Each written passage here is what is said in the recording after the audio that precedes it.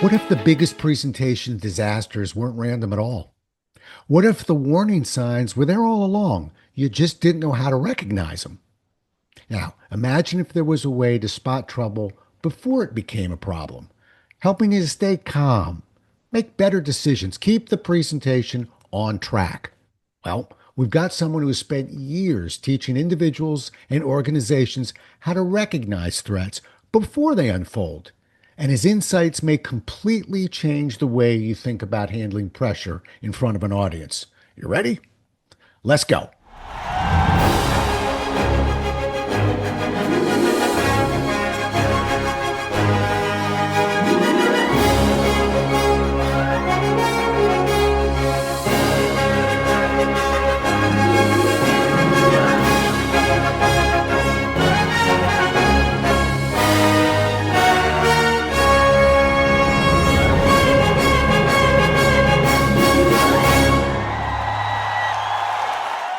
Today's guest, Sam Rosenberg, is an author, speaker, and internationally recognized expert on personal security. He's the founder of Live Ready, specializing in preparedness, intelligence, and protective services for individuals and organizations globally. Sam has empowered tens of thousands from families to Fortune 100 companies with the skills elite close protection specialists use to protect public figures. He's with us. Welcome to the show, Sam. Thanks, Rob. Happy to be here. Pleasure having you here. I want to dive right in, and I want to start with your take on recognizing danger before it becomes a crisis. Sam and I had a little pre-talk, and I was pushing him onto this presentation whisper show because I don't think we pay attention to this enough. So, how does that way of thinking apply to presenters who are standing in front of an audience? Yeah, I mean, it's a great concept. And in many ways, if you think about the parallels between what we talk about in terms of personal security and what it takes to be able to manage your security and just something as, if you will, stressful as, presenting in front of an audience, there's a lot of parallels. From the standpoint of personal protection, if we keep life really simple, the goal is not to be tougher, stronger, faster than everyone. The goal is really to be able to recognize danger early and avoid trouble. In the close protection world where I come from bodyguarding, if you will, high profile people, everyone from Warren Buffett to Tom Cruise and a variety of other folks in between. The interesting dynamic is that you really don't want a bad situation to kick off. So a lot of it comes down to preparedness. A lot of it comes down to the work you do in advance of an operation. And most of that comes down to the idea of being able to eliminate threats before they can manifest, and then having the observational skills to be able to recognize the danger or those situations that could pose problems and get ahead of the curve. And when I switched gears, my philosophy, Rob, is that it's good to have a lifeguard, but ultimately you should know how to swim. So, in 2003, really, I went from a career, having gone out of the Marines and then into this close protection world. I left this idea of really protecting people and organizations as my main focus, and instead wanted to start to teach people how to protect themselves with the same skills and tools we use to protect public figures. And as a result, being an educator, being a speaker and a presenter myself, I had to learn how to present. And I had to learn how to, sort of communicate these topics to people. And one of the things that's really interesting is that a lot of the folks that I've worked with, whether they are C-level employee, executives, whether they are entire employee groups, whether they're families, it doesn't matter what it is. Presenting is presenting, education is education. And, I found a lot of parallels between the type of work we did in the close protection world in terms of the preparedness and the advanced work, getting ready for a presentation, and then applying the same kinds of strategies to managing a presentation and managing an audience as you would, doing a close protection operation. And those parallels may seem a little far-fetched, but they really are there. And this is one of the reasons why when we look at like business leaders have studied, for example, Sun Tzu in The Art of War. They study, war tactics because there's so many parallels to not only business but to life. And what I would say is the number one thing for presenters and aspiring presenters of how to apply this is first and foremost preparation, right? Preparation is the key because the more prepared you are, the more confident you will feel going into that engagement, whatever it is.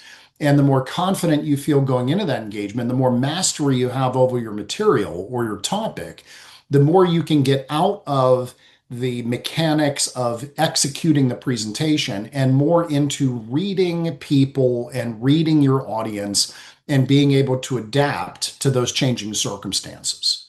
Okay. All right. So I'm going to throw a case study at you, right? Hmm. Because I hear what you're saying. But when we as speakers, and I got to tell you, Sam, you and I, we're going to do this together. Okay. Yeah, Because I'm going to be your subject matter expert on the speaking side, and I need you to be my preparedness expert on your side. you So I'm got going it. to tell you on our side, we got pretty much two choices. Because the worst thing that can happen, listen, if a projector blows or the lights go out, we will be okay. What Yeah. we're looking for is what we call snipers. And Okay. snipers are the ones that come in and they're aggressive. So Yeah. there's two ways about that. There's the reactive. We'll get to that in a couple minutes. But with you, I want to talk about the proactive. And so I may know my topic cold. I'm very prepared on my topic, but I'm doing a keynote in Topeka. I don't know this audience. So I can't get the preparation that I know you'd want from me. Thoughts about when, and we call them snipers, by the way, Sam, in this industry, because they kind of hide behind the audience. They Yeah. don't really say, "You're an idiot, Sam."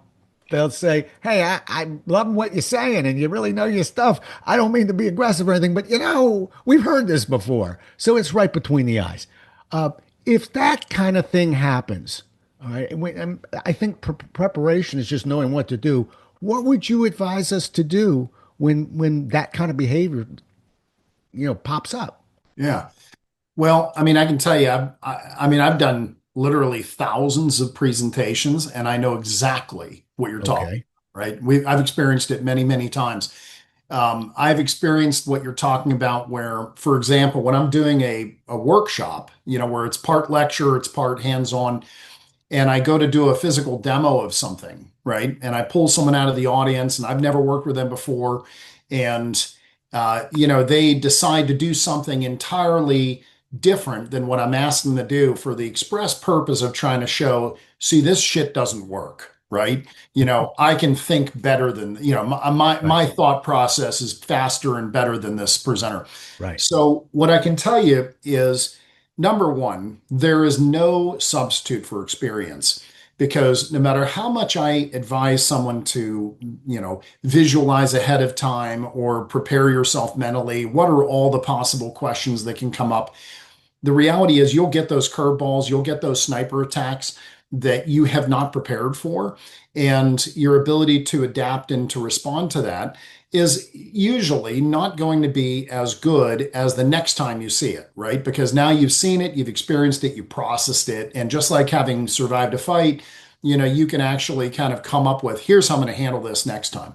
So experience is going to help people get there. But for those of us who are sort of experiencing this, and we are not that experienced, my best recommendation is the first thing you do is assemble your presentation in such a way that imagine you're presenting to the audience, and each topic that you present, you're anticipating where their mind is going to go next. So the idea here being that I know when I present certain topics, certain questions or immediate contradictions will immediately emerge in people's minds. They'll say, yeah, but what about this? And what about that?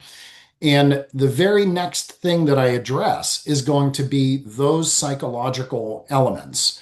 So it's almost like after two or three times, the audience realizes it's like he's reading my mind. He knows what I'm thinking and he's addressing it in this logical way. Now, again, as people refine their presentations, you're going to get much better at that.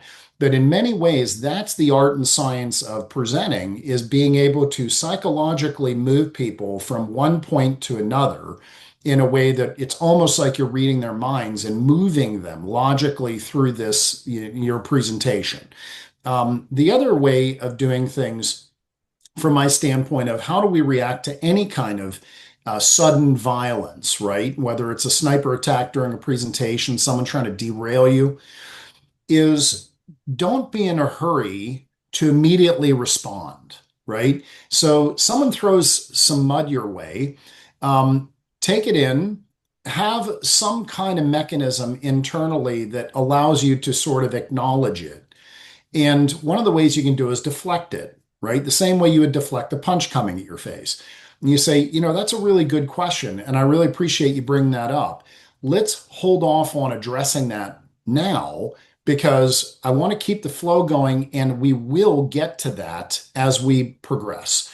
And you just make a mental note. Whether you ever circle back to it or not is up to you, but it's a deflection of that mud.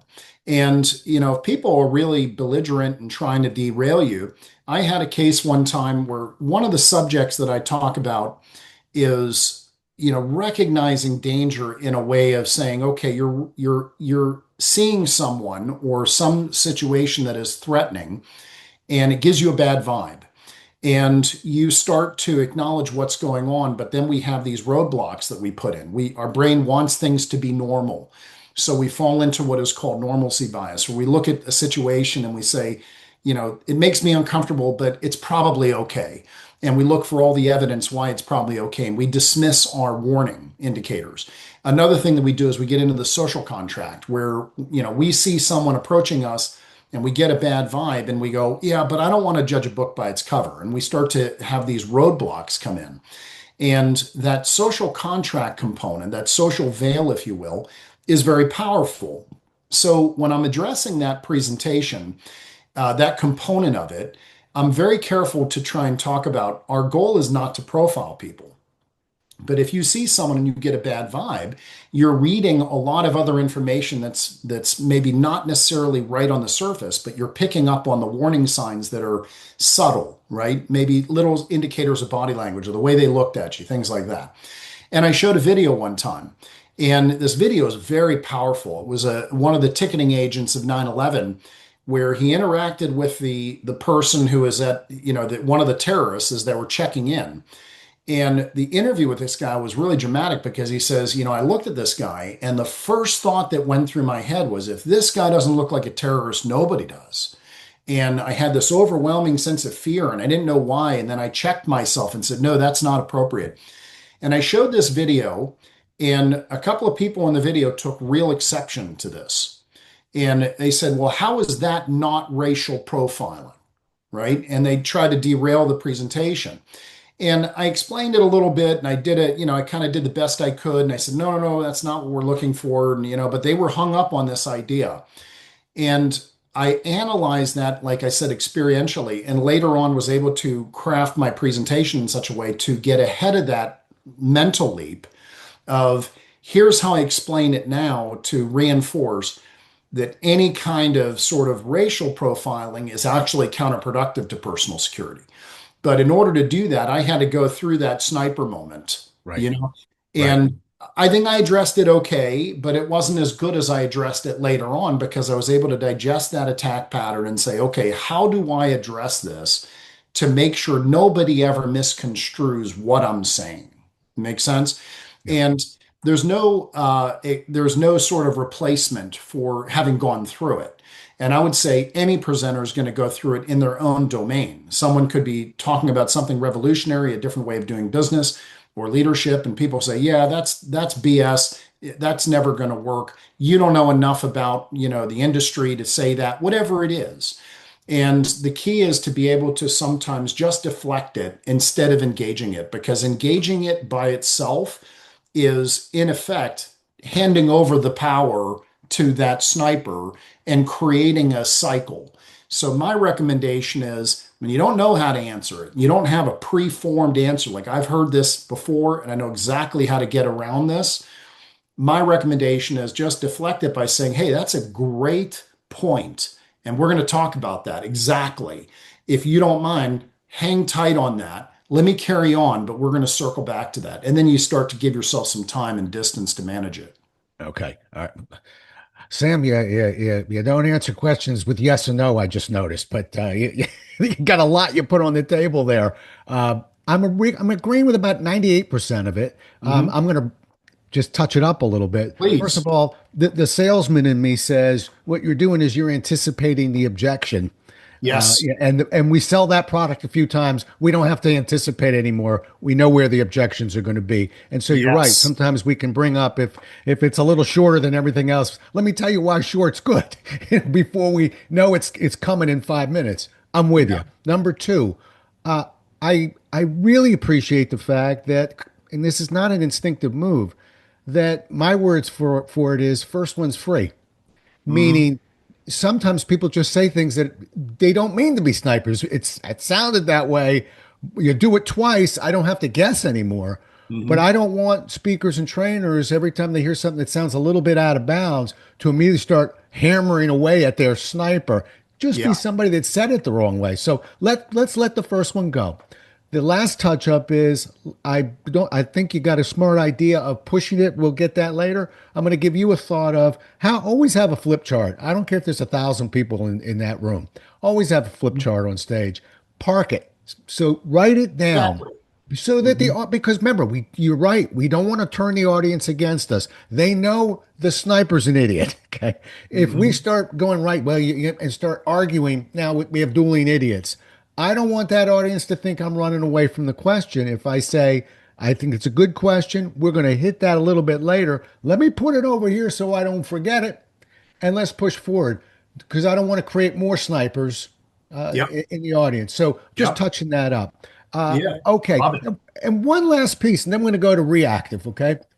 Hmm. I'm not sure if you've ever tried this before. It's a little bit gutsy, but it's never burned me in 40 years.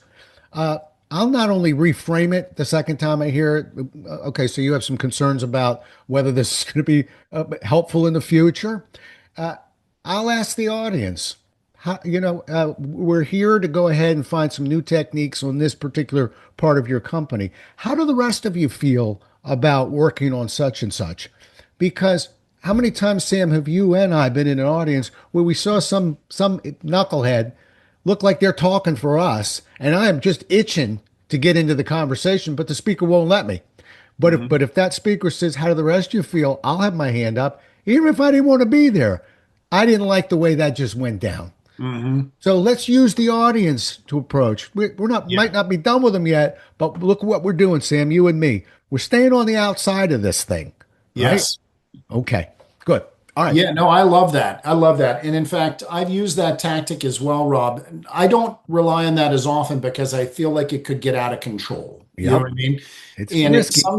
it is risky, but like you said, in 40 years of you doing it, it's never backfired, right? Right. Because what you're really doing is you're enabling the audience to come to your defense and you're also getting more participation. So you're going to hear if there's 10 other people in the room that have the same objection or the same concern, you're going to hear that. And then you can go right back to this is great. Let's Yeah. park this. Let me give you a Right? proof source, Sam. You gave me a story. I'll give you a very fast one.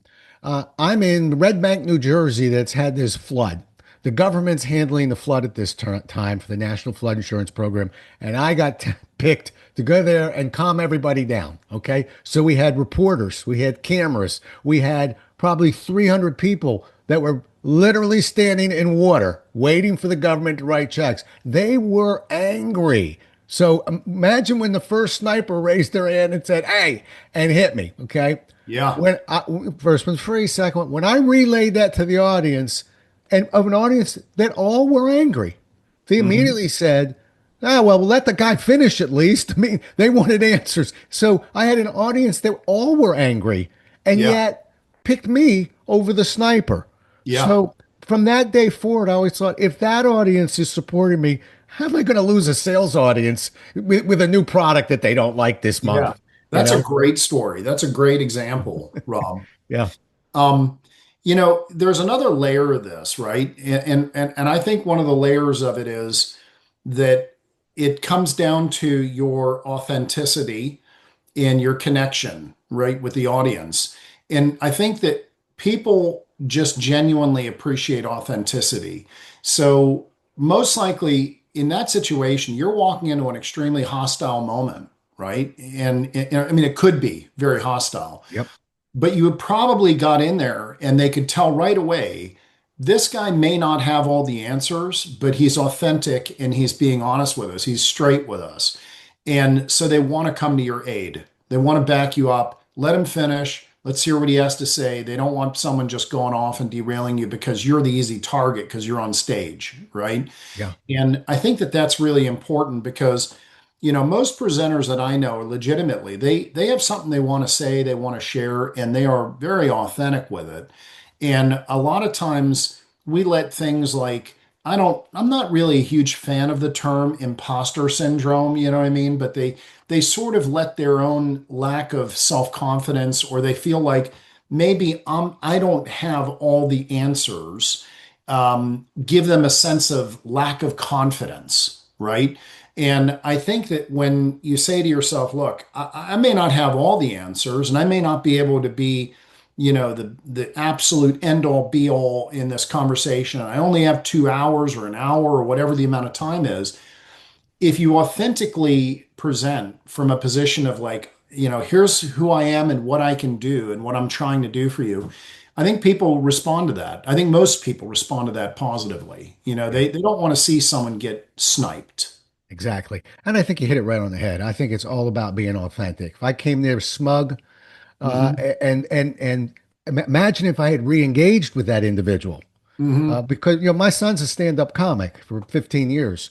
You hit Yeah. him in his show, it's fair game. The audience is paying money to hear what Yeah. happens next. But Yeah. we're talking about a different world where Yeah. the audience isn't paying money to hear us attack a person who's inappropriate. They're paying for that authenticity and to get the Hmm. answers to their questions. That Yeah. old whiff them. What's in it for me? That sniper right now is in their way. Let's keep it that way. In Yeah. other words, let's not engage. I'm with you. You talk about the myth of randomness. Uh, Hmm. Tell me a little bit about that because I don't know whether we're climbing into whether this is random or not. I think we both know that if we're in certain topics and certain audiences, this isn't as random as somebody may think.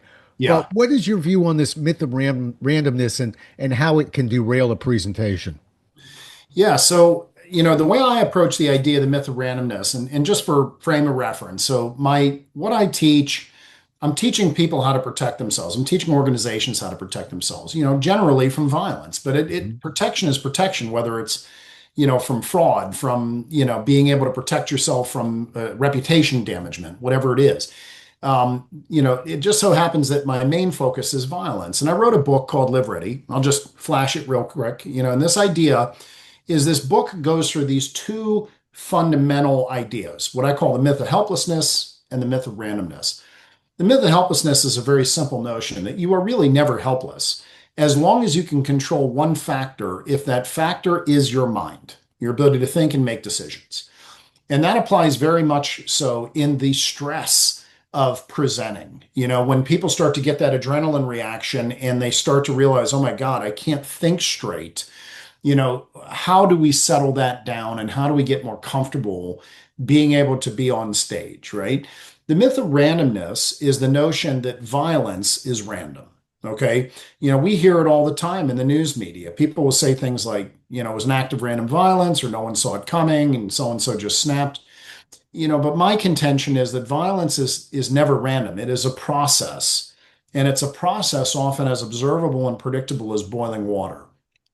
The key is you got to know how to recognize the warning signs to get ahead of that curve. And that goes back to the very first thing you talked about is the more experience someone has doing presentations, number one, the more confident they are and the less helpless they feel to be able to navigate that whole presentation. But the second component to that is you start to become anticipatory. In violence, say we're just talking self-defense, martial arts, whatever you want to call it, right? At some point, you realize everything is just pattern recognition, right? There are only so many ways that someone can attack you. There's only so many ways that this violence can go. There's only so many kind of ways that you can actually find yourself in trouble. And once you start to understand that most of it is just pattern recognition, you start to recognize those patterns in other things. When you're doing a presentation and you're engaging with the audience, you can tell a lot through their body language, and you can trust the same intuition that allows you to rapidly see someone on the street who glances at you and you get a bad vibe. Something's not right here, right? You can get the same level of pattern recognition and intuitive vibe of danger from an audience, right? You can look at an audience and realize that people are not engaged. You can look at an audience and see that they're leaning in and very heavily engaged. You can look at an audience and see that this guy over here is yawning and is totally tuned out. And the concept is being able to be competent enough at your material to then get out of the driving mechanics of the car and paying attention to the road and who all is around you, being able to look at the audience is ultimately the key skill set. Because now you can really watch what's going on. You can pivot your presentation. You know whether or not the language that you're using is maybe too high level for the audience or not high level enough, right? Maybe you miscalculated. You went in there saying, okay, I'm going to present on this level. And then you realize, oh crap, they're not following me here. I need to step this down, slow down my pace, change the pentameter of my speech, those kinds of skill sets. But to me, it really comes back to this idea that nothing that's going to happen is random. Right. And when you get into that presentation, you can anticipate where are the choke points, where are the points where someone may try to snipe me, where's an opportunity for someone to inject a little bit of poison into this.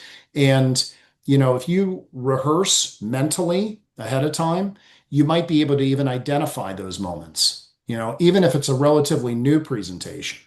But I'll circle back to what I've said from the beginning. Nothing beats experience. Yeah. It's just that experience comes the easy way or the hard way, Yeah. right? Sam, one concept that I've always worked with, and it's about the fifth level of attack when you're dealing with a sniper, but I refer to it as presenting with the confidence of a king.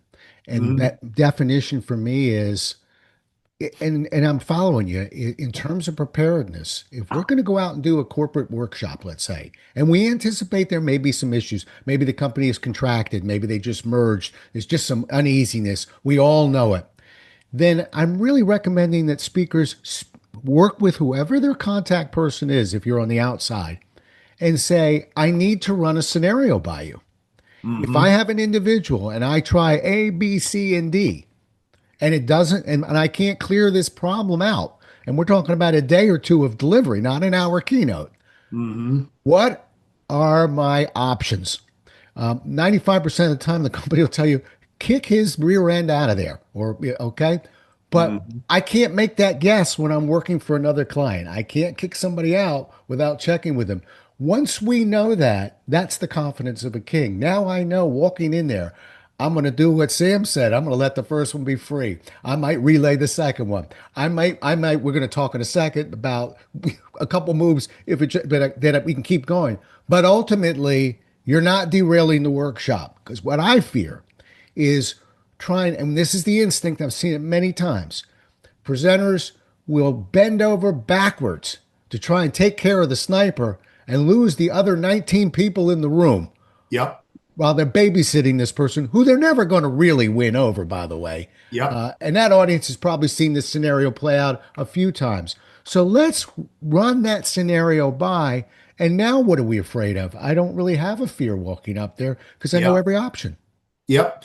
And that is exactly, you are 100%. I'm so glad you brought that up. The idea of that level of preparedness, of doing your homework and your diligence, right? What are my rules of engagement, right? Right. So when you're dealing with those executives and the higher ups who are bringing you in, and you say, "Hey, here's the scenario. This could happen. How do you want me to address it? What is my authority?"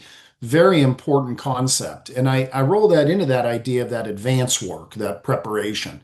When we do close protection work, as an example, and this is how I want people to think about their own personal security or presentation style, is there's a principle called advance work. Now, a lot of people know what advance work is, but in the close protection business, it is literally trying to know absolutely everything.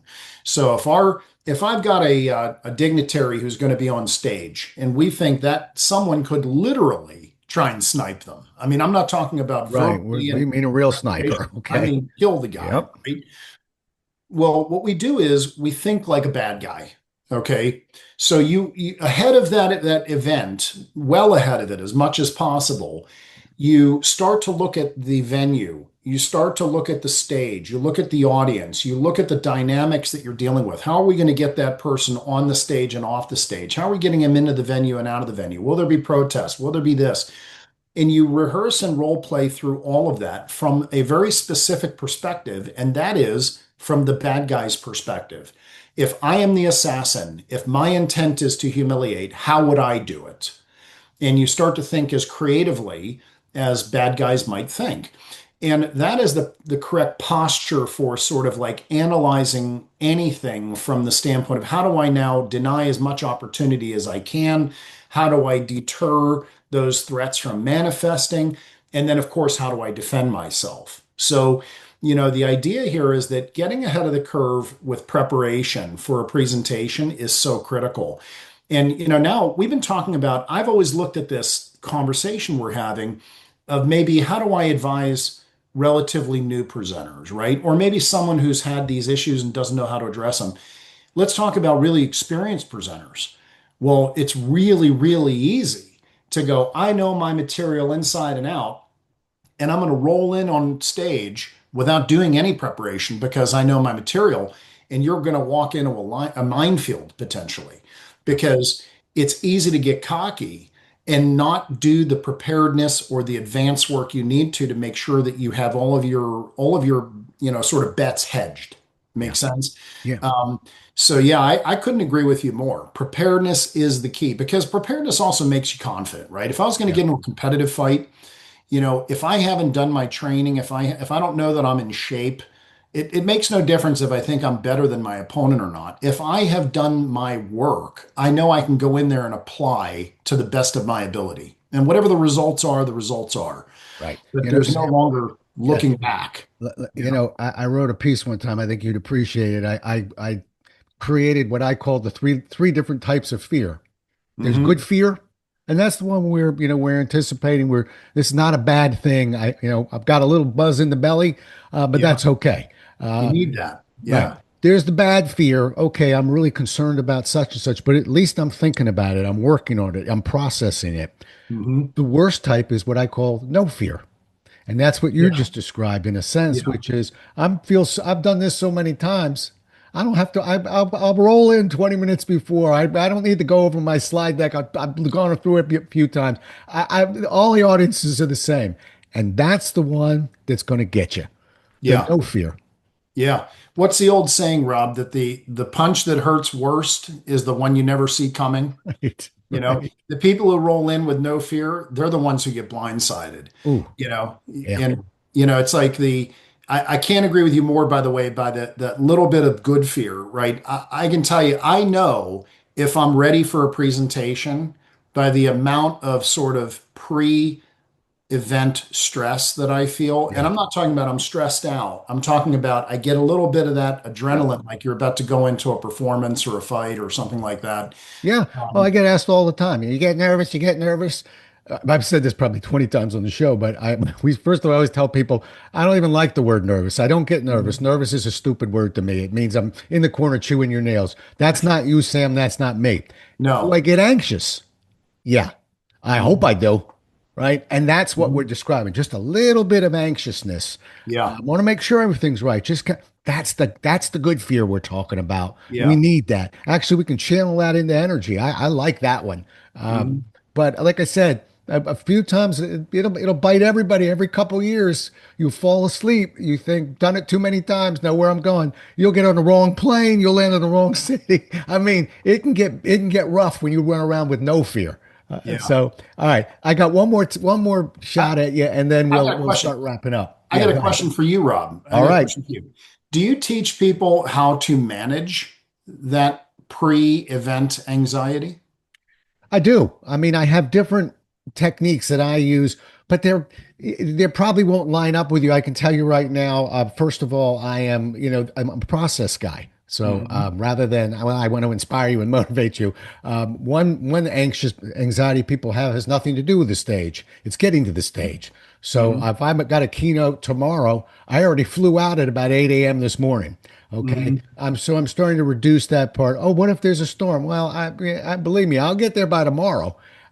So it's more process related. I like things that Mhm. are repeatable and predictable. So I know when I'm going to fly. I know what airline I'm typically going to fly. I've scouted out this presentation. I'm always talking to audience members beforehand, uh, partially for me, but partially to demonstrate to them. This keeps the snipers down, Sam, that I Mhm. didn't just roll in having no interest in hearing from this audience. I spoke Yeah. to your manager. I know what you guys do. I'm already insulting the room. So there are certain process behaviors of always lining up some people to talk to, how early I'm getting out there. The speakers bureaus that book me say 1 hour beforehand we want you in the room. I'm there at 6:30 in the morning when the AV team's setting up. I don't care if I'm speaking at 2. These are all process moves, Sam. I could keep going, but it's just I like things. I'm following a process. I'm not guessing at what I'm doing. I'm following my plan. All advanced work. Yep. Let me ask you this. Do you mind if I share a really, really quick tactic for pre-presentation stress Sure, management? go ahead. Fear management. So, it might surprise the audience that they are teaching yogic breathing exercises to combat soldiers and special forces nowadays. They just call it tactical breathing, right? Because if it's not tactical, they don't want to do it, right? But, I teach this from the standpoint of if you are in a situation that is not absolutely imminent right now, the gun is not in your face right now where you have to respond, but there's danger out there possibly moving in your direction, right? So you're getting ready to go on stage.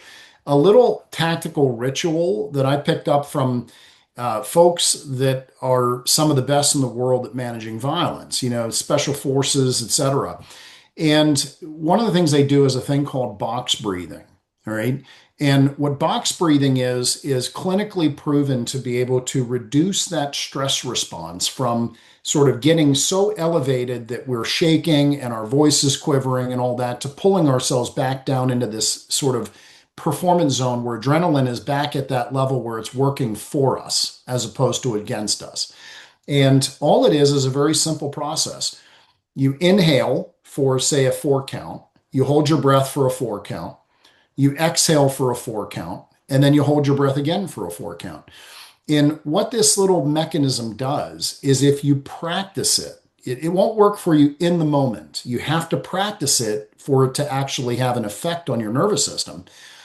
But what I've experienced with my clients and myself is when you practice this on a regular basis, you can do it on the plane ride, you can do it while you're driving, you can do it in the morning as a morning ritual, whatever it is, before you go to bed. You do these brackets, and eventually you start to kind of slow your breathing down to the point where you might only be taking one breath every minute. And by elongating that, you start to get naturally very, very uncomfortable after you've exhaled and are holding your breath again. The second, third, fourth cycle of that, you get really uncomfortable because it's like you're choking or you're drowning. And what I recommend is if you practice this idea, eventually that sensation of I'm drowning and I must breathe starts to just go away.